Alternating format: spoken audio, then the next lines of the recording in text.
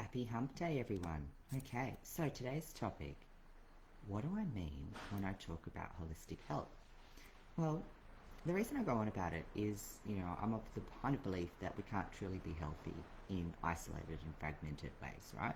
For instance, you can't be at your physical wellness, when you feel anxious and lonely, or our relationships are full of conflict and our environment is full of toxins or pollutants such as noise and overstimulation or microaggressions, if we work in a passive aggressive kind of work environment and all those sorts of things, right?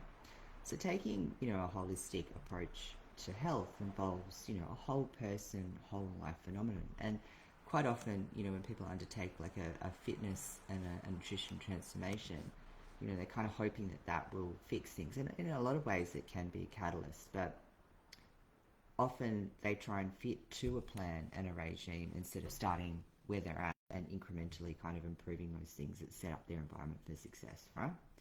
And realistically, if you want to unlock transformation, achieve peak performance, and maybe even unleash your inner athlete, then you need to consider, and not just in like a binary fashion, like you either do it or you don't, but in the degree or gradient that you're progressing in certain these areas. And so there's kind of like 6 areas, right, of health. Now, there's obviously other things as well, like your financial health and all that sort of stuff. I'm not going to touch on that today. This is more just around kind of like your physical surroundings, right? And it's kind of touched on a little bit in one of the pillars, but not in great detail as what you might see with kind of like the life coaching sort of stuff, right? So if we start with our physical health, what does that look like? How well does your body function and perform? So notice how there's no question here around how good do you look, or how fat you are, or how skinny you are, or whatever, right? It's not about that. How's your vitality and energy? Your mental and cognitive health is another one. So, this is like, how well are you thinking, learning, and remembering shit? How are you enhancing your perspective and outlook on the world? How is your capacity for insight and kind of conscious awareness, and to a degree even subconscious awareness, right? How's your creativity, and how flexible is your problem solving? And, your resilience, how easily you're deterred by little things, or how do you kind of just take them in your stride? Your emotional health. So, how's your general mood from day to day? Do you feel a full range of emotions, but also, in general, having more positive than negative emotions? Do you recognize and appropriately express those emotions as well? And, how well are you at regulating your emotions and not taking out on others? Now, for me, it really depends on how hard I'm dieting. My poor husband is experiencing the hanger at the moment. But anyway, moving aside. The other one is your existential or purposeful health pillar, right? So this is more around, are you really clear, or are you developing clarity on your deeper why? Do you have a strong sense of yourself and intrinsic self-worth? Do you feel part of a bigger picture? Now, it's okay if you don't have these things, right? It's just about building awareness in areas that, could improve your health. The other one is your relational health, right? And this is a big one. So social and relational health, right? So are you connecting and interacting well with others? Are you developing and maintaining authentic, fulfilling relationships? Or do you still kick around with the same people you did in high school and haven't progressed far from there, right? Do you feel respected and seen, valued and supported by others?